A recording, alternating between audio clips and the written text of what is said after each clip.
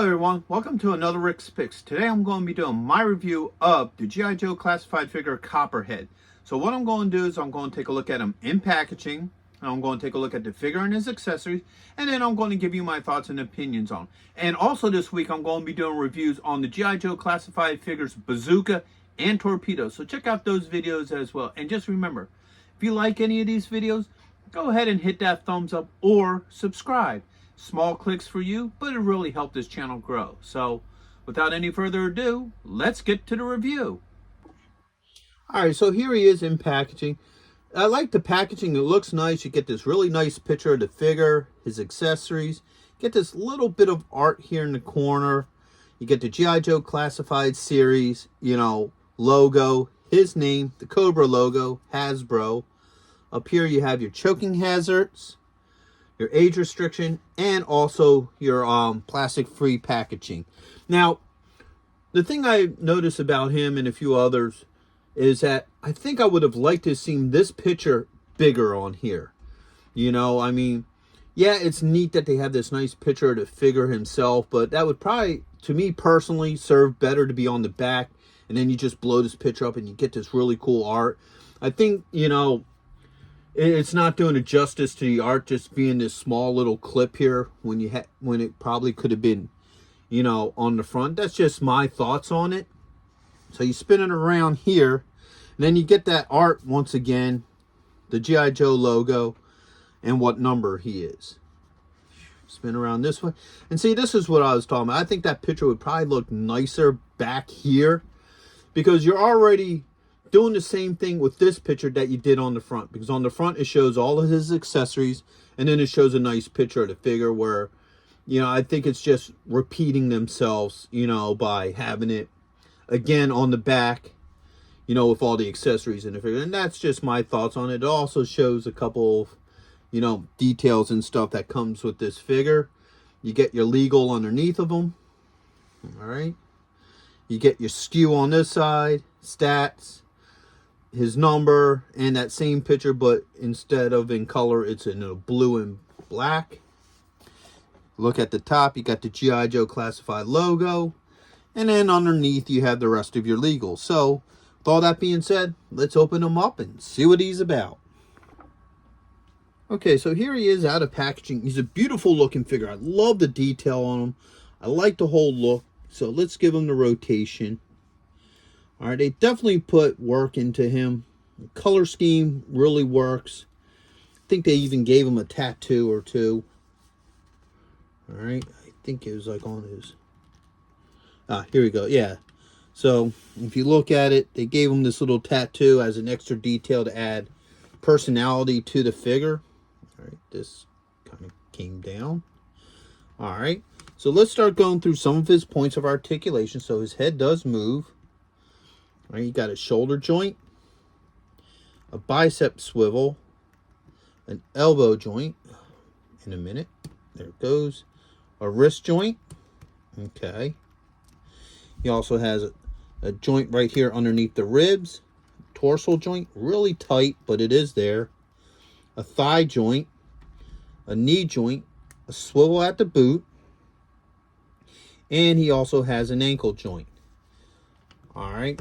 Now, one thing I noticed about this figure off the cuff is even though a lot of the detail looks nice, if you look here on the back of his neck, you can see that they didn't really do too good with the painting. You can get this green line around the joint.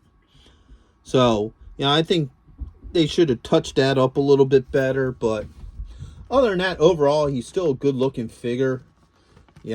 I like the way he looks. Now, my biggest pet peeve with this figure is the same pet peeve that I had with CoverGirl, in the factor that he doesn't come with the vehicle that he's supposed to come with. Within his case, was the water moccasin. And it was a really cool vehicle. And, I would have liked to have seen him come with that. It doesn't have to be super expensive. Like I know right now, G.I. Joe HasLab, HasLab is just got done with the Dragonfly, and they also did the Hiss, and they got all these bells and whistles, bright lights, and all this goofy stuff, and it's like way too expensive for your average collector. It was like almost $300 for it. Probably after tax and shipping, it probably would come out to about $300. But I think a lot of us would just like a really nice looking vehicle. You don't need the lights and all that on it. Just a nice looking vehicle, pretty much designed maybe how the original vehicle was, with maybe just a little bit better of a paint deco on it. You know, to go with this at a more affordable rate, you know, like maybe like $150 for the vehicle, because I think a lot more of us fans would want that instead of something that has all sorts of goofy stuff that we'll probably never use. I mean, if you agree with me, disagree with me, please let me know in the comments. I'd really like to know your thoughts on G.I. Joe classified figures and vehicles, and do you think I'm right in that? Or would you really prefer to have all the bells and whistles for a more expensive price? So with that being said, let's look at some of his weapons. So he comes with German Luger. All right. A 45 with a scope. A machete.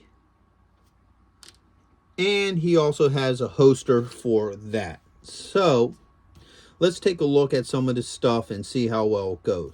Now, the neat thing about this holster is if you look, he has a bunch of bullets that are designed for that 45. So that's kind of neat that that's on there like that. So let's start seeing how well some of these weapons work with them. Okay, this thing here, this arm brace keeps on dropping down.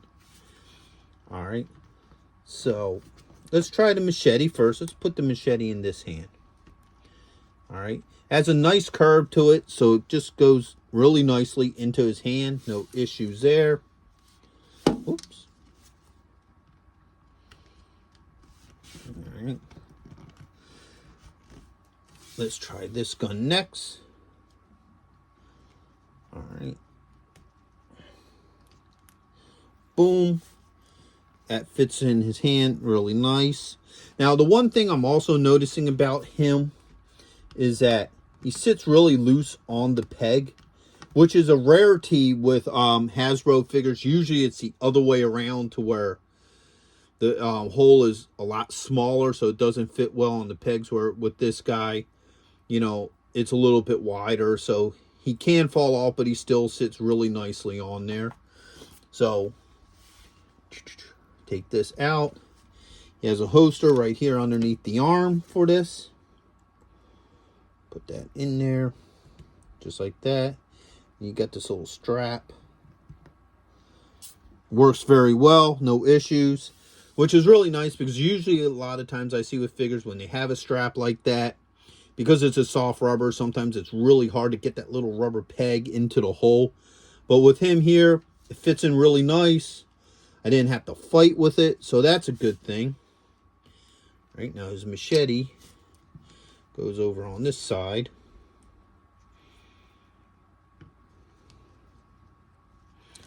Or maybe he does it with a reverse carry. There we go. All right, so the machete goes in on a reverse carry. All right.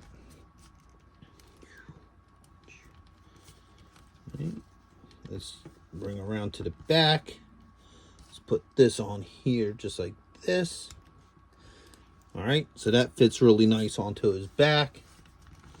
Let's see how well he carries his pistol. Boom. Pistol fits. Damn, that's a tight joint. All right, pistol fits in his hand very well. No issues with that. Okay. See how well. He goes on here. That goes there. Let me pull this off so I can get this little strap on there. All right, see, this is what I'm talking about with these little straps, is that you get this soft plastic. Trying to get it into that hole can be a little bit of a pain. Okay. Sometimes you just got to work it with your thumb, and it'll eventually go in like that. All right, so it does go on there. All right, so Everything fits nicely with him. He's a good looking figure. He would definitely look nice with your other figures. My only issues with it is the paint around his neck. You know, I wish it was a little bit more solid. You get that green bleed through. And my biggest pet peeve, and this is a personal thing, is that he doesn't come with the water moccasin. I had this figure. I had the water moccasin. You know, it was a really neat set. I love the two of them together, and it's kind of a bummer that he doesn't come with that. But other than that, he will look great with the rest of your figures on a shelf. So with that being said, I hope you guys did like this review. If you did, go ahead and hit that thumbs up. And if you haven't subscribed yet, please subscribe. It's a small click for you, but it really helped this channel grow. So until the next one, late. Hey, are you going to be in the Philadelphia area between September 9th and 10th? If so, check out RetroCon. It's affordable. They have lots of great vendors. There's going to be cosplay competitions, celebrities, and much, much more. So go ahead and check out the link in the description. And also, Samuel J. Jones is going to be there, better known as Flash Gordon. So check it out. Greg Evigan will be there, best known for BJ and the Bear, My Two Dads, and Tech Wars. Voice actress Kathy Garver will be there, the one and only Firestar from Spider-Man and His Amazing Friends. RetroCon has been taken over by the Dukes, so we got Tom Walpad, John Snyder, and Kathy Batch, Luke, Bo, and Daisy, alongside with the Jersey General representing the Dukes of Hazzards. Yee-haw! Next on our list, all the way from Cybertron, the hit rock band Cybertronic Spree. And check this out, the rare Hasbro Proton Pack as a raffle prize. Now you can't beat that.